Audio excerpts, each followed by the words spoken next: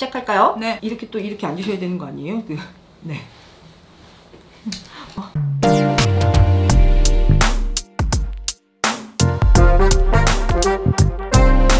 안녕하십니까? KNTV 김민정 윤경입니다. 네. 자, 우리 네. 오늘은 약간 좀 심각한 주제를 가지고 정말 왔죠. 어떻게 저 임명성 보자. 눈을 했어. 아니, 요즘 패션업계에 또 이슈가 되고 있는 쟁점이 되고 있는 문제가 있어서 오늘은 그걸 한번 다뤄보려고 해요.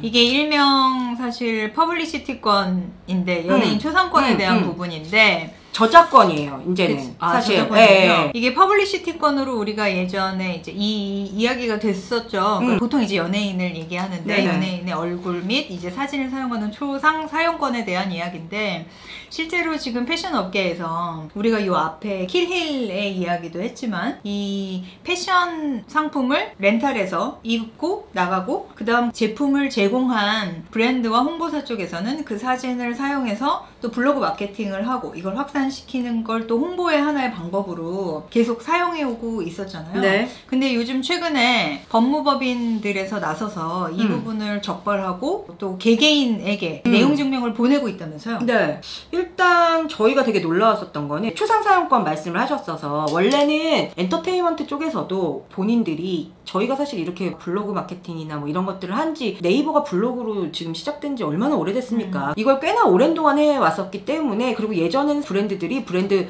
공식 홈페이지라고 하는 곳에 그 연예인들 뭐 입었다라는 사진도 다 올려놓고 막 그랬었어요. 그게 약간 초상권 사용에 문제가 된다면 엔터테인먼트 협회들, 되게 유명한 엔터테인먼트 전체들이 모인 그런 조직 같은 데에서 이렇게 대행사들을 상대로 우리 연예인들의 얼굴을 사용하지 말아달라고 그런 것에 대한 협의 같은 것들을 얘기를 했었어요. 그래서 저희 이제 홍보대행사들도 싹 다 모여가지고 오케이, 그러면은 옷을 돈 내고 빌려라.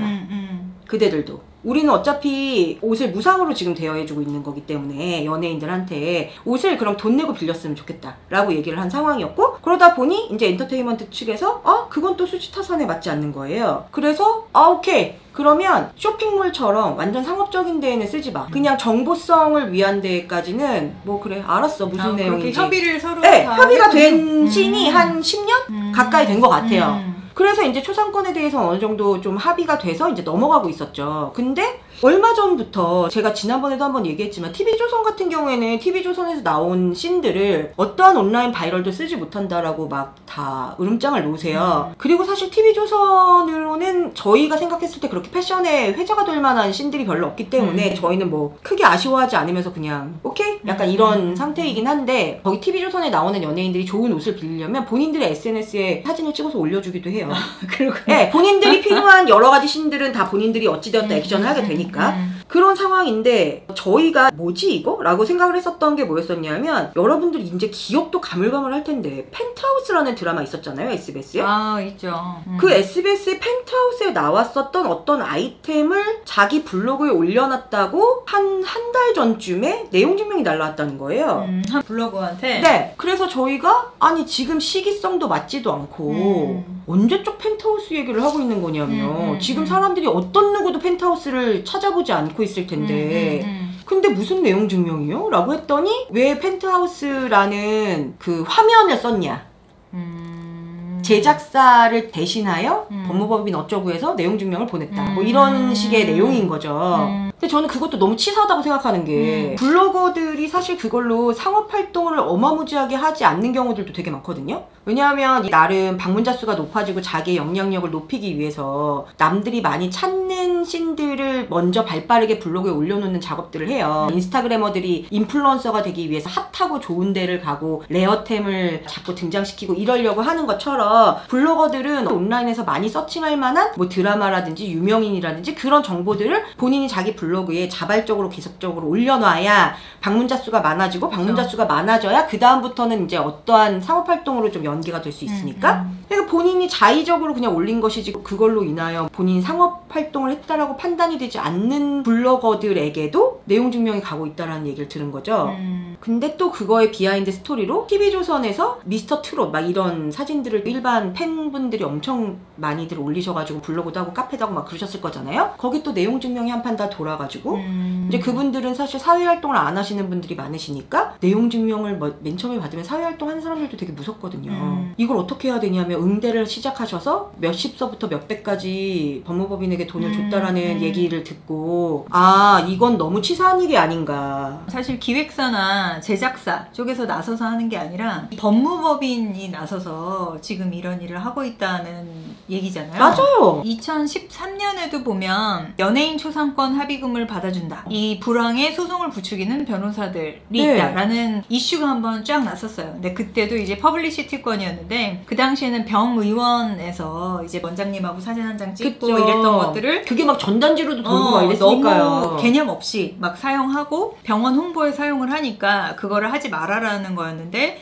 그럼에도 불구하고 그때 당시에도 법무법인에서 아르바이트생을 동원해서 이 연예인 사진을 쓴 병의원들을 다 사이트를 뒤져서 적발을 하고 다 적발한 리스트를 만든 뒤에 그 소속사에 연락을 해서 이거 니네 거 이렇게 썼어. 우리 이 사람 소송 내자. 그럼 돈 받아낼 수 있어. 이렇게 하는 기획소송을 만들어서 진행을 한 사례들이 있었어요. 그러니까 그게 지금 다시 패션계에 그대로 뛰어와가지고 그대로 지금 진행되고 있는 거잖아요. 저 때도 사실은 무슨 이슈가 있었었냐면 마치 그 사진을 사용하는 씬만 보면 병원들이 정말 개념 없이 초상권을 침범했네 라고 밖에는 판단이 안 돼요.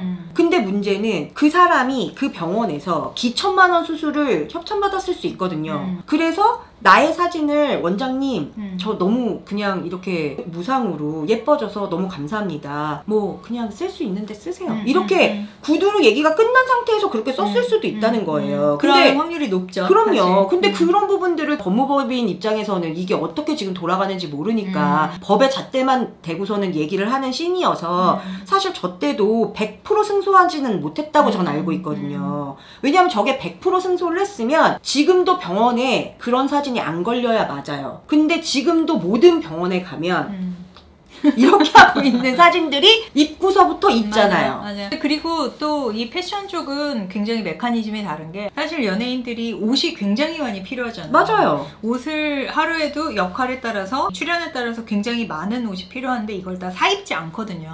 방송 시스템을 모르시는 분들을 위해서 잠깐 설명을 드리면 실제로 이런 옷을 전문적으로 대여해주는 홍보 대행사들이 있고 그 대행사들의 브랜드들이 다 옷을 갖다 놓은 다음에 스타일리스트 분들이 와서 자기 연예인에 맞는 옷을 픽업을 해서 가져가서 사용을 하고 다시 반납하는 이런 구조로 사용을 하고 있거든요. 근데 그때 연예인들은 돈을 내지 않죠. 맞아요. 근데 이 연예인들한테 옷을 제공하는 브랜드들은 연예인이 입어줌으로 해서 그 광고 효과를 누리고 그냥 무상으로 빌려주는 거라고. 맞아요. 이거에 대한 생태계가 지금 만들어져 있는 상황이라 사실은 연예인들이 이 옷을 빌려갈 때에는 이 옷을 입은 나의 사진을 홍보해도 좋다라는 암묵적인 약속이 있는 건데 그거를 중간에 변호사들이 와서 기획소송을 지금 걸고 있다는 거죠. 맞아요. 그러니까 이게 저희가 봤었을 때는 똑같이 어떠한 암묵적 약속 하에 지금 진행되고 있는 여러 가지 씬들을 모르는 채 그냥 저작권을 위반하면서 컨텐츠를 만들고 있는 거 아닌가? 라고 하면서 이 뒷단의 소송만을 너무 목적하에 접근하고 있다?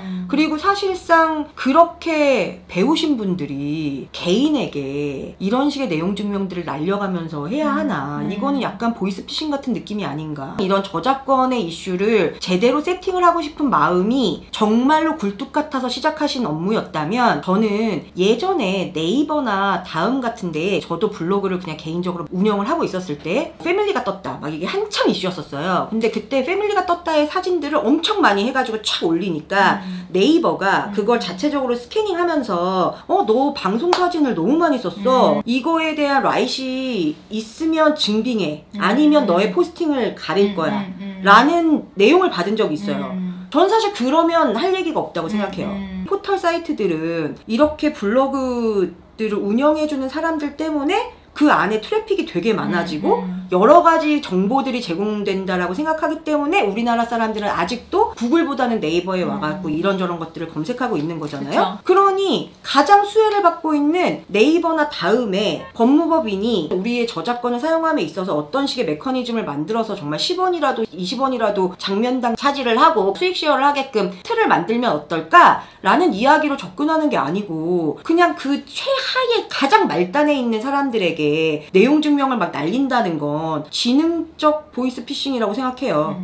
왜냐하면 그 내용 증명을 받아든 사람들은 무섭죠. 이게 겁나지. 무슨 신인가 싶고 그리고 무슨 상업적 운운을 하는데 그게 얼마나 상업적이었는지에 대해서 그러면 엄청 따지고 들어야 할 텐데 그런 것들을 내가 개인으로서 심지어 이름도 변호사 아무개도 아니고 법무법인이라는 걸 찍어갖고 오니까 일반 사람들은 몰라요. 혼자서도 법인을 낼 수 있다는 걸. 1인 법인도 낼 수 있죠. 네, 그럼요. 근데 나도 개인, 쟤도 개인이라고 생각하지 않으니까 다들 너무 무서워하시고 그냥 얼마면 돼요? 이렇게 이야기가 진전이 되니까 마치 진짜 땅에 떨어진 돈 줍듯이 이런 식으로 들쑤셔가지고는 우리가 원래 이렇게 진행이 되고 있는 여러 가지의 산업적 메커니즘에 자꾸 해를 끼치려는 씬들을 발생시키는 게 저는 되게 맞득치가 않고 이게 정말 자기네들이 생각하는 것처럼 저작권을 지키기 위한 활동? 이라고 1도 느껴지지 않아요. 이게 진짜 법에 허점이 있네. 요거를 사용해서 돈을 벌 수 있겠다.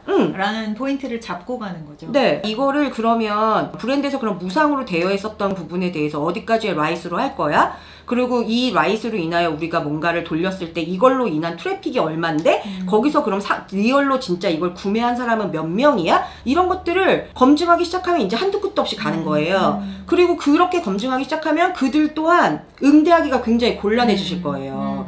그러니까 큰 틀에는 브랜드에다가 소송을 걸 거예요 라고 얘기하지만 결국 지금 다 회수가 되고 있는 비용들은 개인 딴에서 다 비용이 날아가고 있을 거거든요. 왜냐하면 큰 브랜드일수록 이쪽도 법무팀들이 있기 때문에 그치. 네, 이렇게 하겠죠. 우리가 우리 브랜드명 한번 썼다고 뭔가 비용을 내야 된다고? 잠깐만, 그럼 그 앞단의 계약은 어떻게 되어 있어? 그 앞단의 계약은 그 전의 활동은 이렇게 그 법무팀들은 또 체크업을 할 거잖아요. 그러니까 거기는 지리하고 기나긴 싸움이 될 때까지는 놔두고 이거는 이기던 말든 빅딜도 아닌 것 같고 제일 중요한 건 내용 증명 보내서 거기에 움찔하는 아이들에게 자꾸 돈을 받아내는 신들이라는 얘기를 딱 들으니까 제가 너무 짜증이 나고 법 공부를 해야 되나. 참. 네.